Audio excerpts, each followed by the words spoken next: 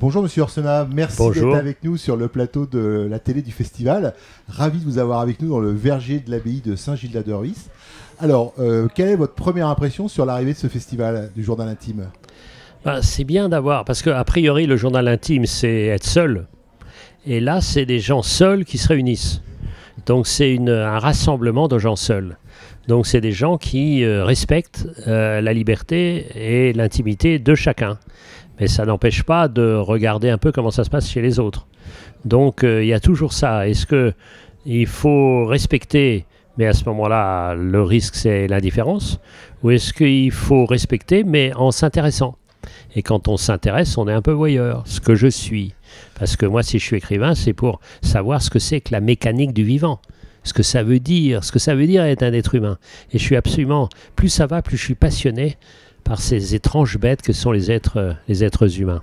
Alors justement, ce thème du journal intime, comme vous dites, qui est publié quelque part, expliqué, joué, est-ce que ça exprime quoi ? Une névrose, une envie une affaire d'ego, une envie d'exister finalement, d'être différent dans une société qui a tendance à nous rendre plus anonymes ? Alors c'est à la fois anonyme, mais anonyme ça serait pas grave, c'est à tous ressembler.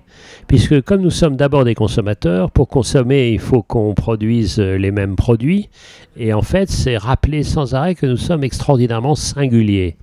Et qu'est-ce que c'est que de l'art ? C'est justement ce paradoxe. Plus on raconte soi-même, plus on parle au plus grand nombre. Plus on veut être général, moins on touche. C'est ça qui est ce paradoxe de l'art. Et donc c'est ça qui m'intéresse aussi. Et en plus, un deuxième point, c'est que c'est sans fin. Et plus on avance dans les mystères, plus les mystères s'approfondissent. C'est ça un être humain. Alors, qu'est-ce que vous attendez de votre participation à ce festival, Monsieur Yourcenar ? D'abord des retrouvailles, parce que c'est des vieux amis que j'ai retrouvés. Lison, Blandine de Caunes, c'est ma famille, c'est tout ça, etc. Jean, évidemment. Et puis, donc, on retrouve des amitiés, on retisse. Et puis, c'est étonnant d'être à la fois à la frontière de la terre et de la mer. C'est là où je suis sans arrêt. Et donc, c'est aussi un autre élément, parce qu'on ne voit pas la mer, mais on la sent toute proche. Donc on pense qu'on peut prendre la mer comme ça, c'est l'inverse du journal. Parce que qu'est-ce qu'un bateau ? C'est au fond l'inverse d'une sorte de repli. Donc, et puis on ne sait pas qui on va rencontrer.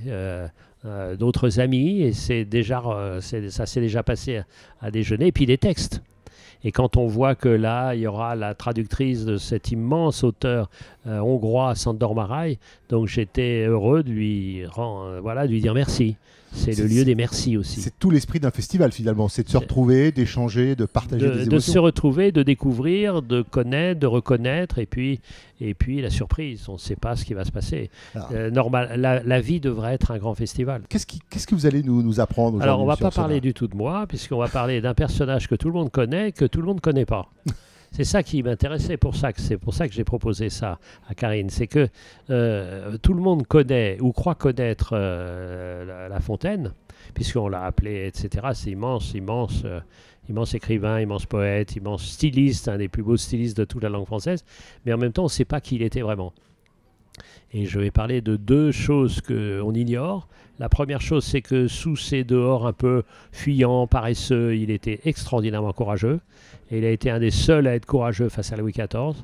Et en même temps qu'il était extraordinairement coquin, pour ne pas dire complètement obsédé, pour ne pas dire complètement obsédé sexuel. C'est-à-dire qu'il a une femme, bon, très bien, mais il n'arrêtait pas. Il n'arrêtait pas. Et il n'arrêtait pas de consommer, il n'arrêtait pas de raconter. Parce que s'il a fait, en gros, 245 fables, il a écrit 60 contes érotiques. D'accord. Et donc, je vais livrer quelques-uns de ces contes érotiques qu'évidemment, nous n'avons pas appris à l'école. On se demande pourquoi. C'est dommage parce qu'ils sont absolument savoureux. Et aussi bien écrits que les fables. D'accord. Écoutez, merci beaucoup. Bon festival, on était ravis de vous avoir. Beaucoup. Moi aussi. Et puis à très bientôt. Moi aussi. Bien sûr, l'intimité, ça continue. Merci beaucoup. Au revoir. Au revoir.